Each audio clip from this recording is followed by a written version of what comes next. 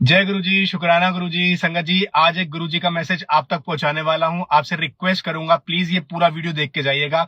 और एक सत्संग शेयर करने वाला हूं। इस सत्संग से आपको पता चलेगा कैसे गुरु जी ने एक गरीब आदमी की मदद करी। आपसे रिक्वेस्ट करूंगा, प्लीज पूरा सत्संग सुनिएगा। तो होता क्या, मेरे नून में एक फैमिली है, वो चाय बेचती है हॉस्पिटल के बाहर।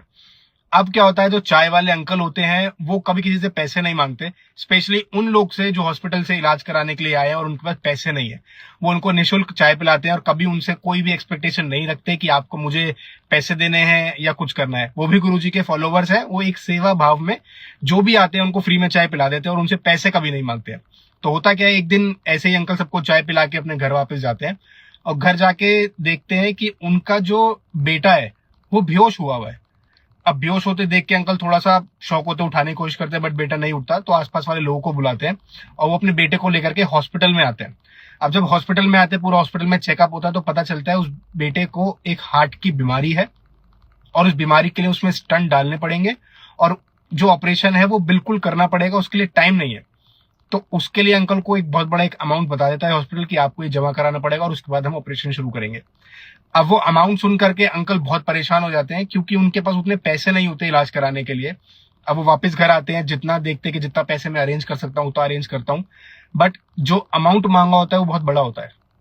अब वो आते हैं, थोड़े बहुत पैसे जो उनके पास होते हैं अरेंज करते हैं, गुरुजी के सामने बैठते हैं और उनका रोना निकल जाता है, क्योंकि अपने बेटे को इस हाल में देख करके कोई भी होगा उसको रोना निकल जाएगा। तो वो गुरुजी के सामने बैठ करके रोते हुए बोलते हैं कि गुरुजी, अब सब तुम्हारे हाथ में है। अब तुम्हें देखना है कि कैसे ठीक करना है। मैं बस तुम्हारे ऊपर छोड़ करके जितने पैसे मेरे पास है मैं लेकर के जा रहा हूँ और अब आपके भरोसे है सब कुछ। आपको मेरे बेटे को ठीक करना है। ये बोल करके अंकल हॉस्पिटल निकल जाते हैं, हॉस्पिटल आते हैं और जितना अमाउंट उनके पास होता है वो उतना अमाउंट हॉस्पिटल में जमा करते हैं। जमा करते वक्त हॉस्पिटल वाले बोलते हैं कि आपके पैसे तो ऑलरेडी जमा हो गए हैं और आपके बेटे का ऑपरेशन भी शुरू हो गया है। तो वो पूछते मेरे पैसे जमा हो गए, मतलब मुझे समझ में नहीं आया। तो बोले नहीं, एक अंकल आए थे और आपके सारे पैसे जमा करके चले गए हैं। तो उन्होंने पूछा अंकल ने कि कौन आया था, क्या नाम था उनका। तो उन्होंने बोला, बस अंकल जी ने इतना ही बोला कि बोल देना कि मैं गुरुजी की तरफ से आया हूं और मैंने पैसे जमा कर दिए। अब ये सुन करके अंकल वहां बहुत ज्यादा रोने लग जाते हैं। तो हॉस्पिटल वालों को समझ नहीं आता कि अंकल रो क्यों रहे हैं। तो अब हॉस्पिटल वालों को इसलिए नहीं समझ में आता क्योंकि उनको नहीं पता कि कौन गुरुजी, कहां से कोई बंदा आया और पैसे जमा करके चला गया। लेकिन अंकल को पता था ये किसकी ब्लेसिंग है और ये कैसे मेरे तक आई है। तो गुरुजी के थ्रू उनके पैसे जमा कराए गए और आज की डेट में उनका बेटा बिल्कुल ठीक है, सब कुछ उसके साथ सही है, घर वापस आ चुका है।